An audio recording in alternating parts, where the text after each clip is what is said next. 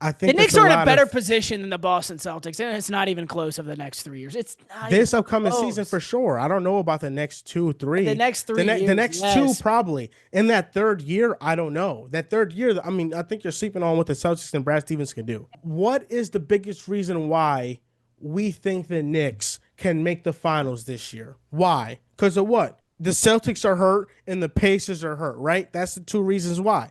That's the two reasons why, right? Yes. But So if even the when they were Celtics are healthy, they healthy, were going to be up 3-1. they were. Correct? There's no doubt about it. Correct. So But they beat them straight up at their best. they beat them straight up, and I thought I the would way still, we if Jason Tatum was healthy, I'd still like the Knicks more than the Celtics. You know why? here's it. Because they beat them. Here's the thing: they beat them, but the first two games they blew 20-point leads. So that is a big reason why I don't know if I can trust that sustainability of I winning can that in a way Mike Brown system. Yeah, of I that can way. trust that. With So with better the coaching, yeah, I so can with the trust Boston Celtics, the fact that they have Jason Tatum was the best player between both teams, I think that's a big, huge swing for them. And we have to see how he comes back from the Achilles, but I think he will come back still a great player and a top 10 player in the league. When You I look at the have a Knicks, star. they have an advantage at the third, fourth, fifth, sixth, seventh, eighth, and ninth player on the Celtics roster right now. And the fact that you have the Celtics above the Knicks is utterly ridiculous to me. That's for 1 year. Mikal Bridges, if he signs an extension this offseason,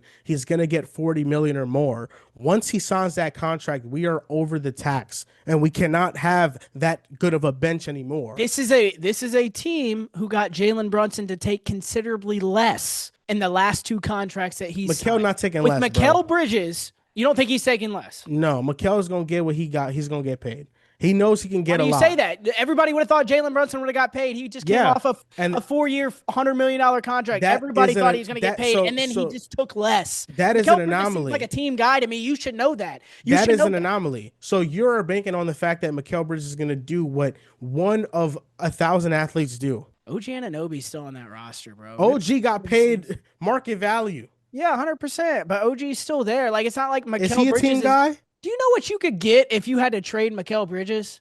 What can we get? You could That's get gonna as swing many things. first round picks as you wanted to get. You wouldn't, you may not get in five. I know a team in the city I'm in that would give up four, and that did give up four to Brooklyn for him. So how the hell does that help the Knicks within the next 3 years? You flip it for more stuff, bro. It doesn't have to be the final. The Knicks have a 29 and a 30-year-old superstar in Karl Anthony Towns and Jalen Brunson. You could flip those picks easily. And it's not even the by far better supporting cast and better position they're in. It's the fact that Jalen Brunson and Karl Anthony Towns don't have to come back from an Achilles injury. Yeah, sure, that's great. But also, it's Karl Anthony Towns' defensive liabilities in the playoffs. I mean, it's the fit of Brunson and Cat that isn't a seamless fit to begin with right now. So there's a lot of things that, when your two stars It's the don't fact work that well they beat together. the Celtics too. That's what nobody wants to act like they beat the Celtics at full strength last year. That happened. Okay. I don't care if it was a 20 So- point lead. so- It was with lesser coaching and it still happened. So in 2023, when the Miami Heat beat the Celtics in the conference finals, you would have argued they have a better future because they beat them in the playoffs. No, everybody knew that team was backpacked by Jimmy Butler. This Knicks team had a 10 times better lineup than the Miami Heat. Those Miami Heat players got paid elsewhere, and we have not heard their names since. Any of those Knicks players get paid elsewhere, we would hear Mikal Bridges' name. We would hear OG Anunoby's name. We would hear Mitchell Robinson's name. So you would have argued last year the Mavericks have a better future than OKC because they beat them in the playoffs if Luka stayed. Would you have not? No, the OKC definitely still would have had a better future. Okay, yeah, it's a younger team. We're talking about a Celtics team that is older than OKC. You're trying to make all these apple to apple comparisons, and there is no apple to apple comparison. No, I'm saying the logic. OKC was at the beginning of their run. I'm saying the logic of saying just because they beat them in the playoffs, that's why they have the better future, I think is flawed. I think that's not what I'm saying either. There's coming off an injury. It's a better supporting cast. There's 3 different reasons why I feel this way. I mean, the better supporting cast to a degree, Jaylen Brown and Cat cancel each other out. Derek White versus OG or Mikal, that's a literal debate. And then Jason Tatum or Brunson maybe now because of the injury, but still you can lean Tatum. I mean, it's not that much crazy of a different supporting cast, especially if the Celtics get a lottery pick. I mean, yeah, we're talking about a supporting cast that is really good for Boston.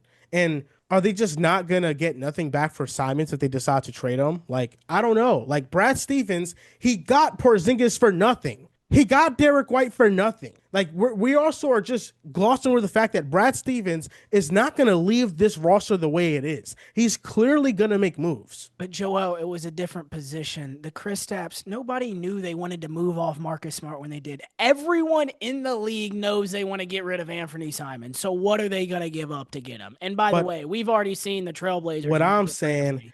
is that the Celtics and Brad Stevens has shown that he can do things before. That's So, fair. so I'm trusting his expertise and what he can do to build a championship contender roster. So I'm going to give him the benefit of the doubt. So from 2025 to 2028, we can both concede that 2025 and 2026, the season belongs to the Knicks. So if you're telling me, 2025, yes, I can say that. okay, This year, yes, I can say if that. we're talking about the 2 seasons after that, that would mean the Knicks would only have to be better in one of those 2 seasons. And I could 100% see that happening. Okay, yes.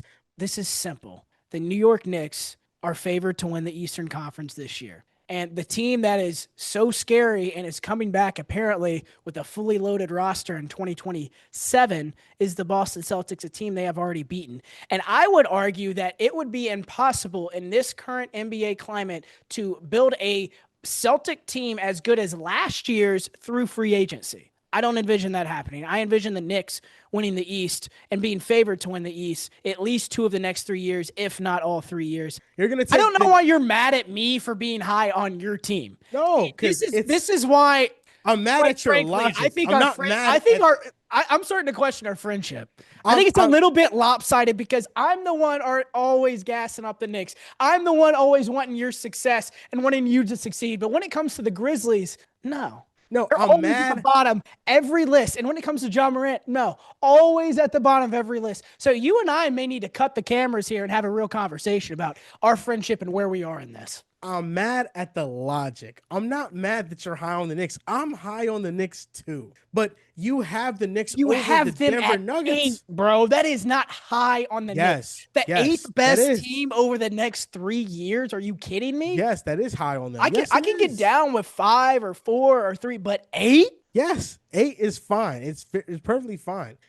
Denver, by all accounts, is your darling this year, and you have the Knicks over them. Yet you think Denver's going to win the NBA championship. So I literally those words all right. never came out of my mouth. So ever. So you're not ready to make your NBA championship pick. No, I'm not there. But you do know that Denver's going to beat OKC. We're not even to media day yet. We're not even to training camp yet. Can I at least wait till then to make my finals prediction? I will. I'll give you that grace. But based on all the context clues, it feels like either you're leading Denver because you already picked them to beat OKC, or you're leaning the Knicks to win the NBA championship. I don't know.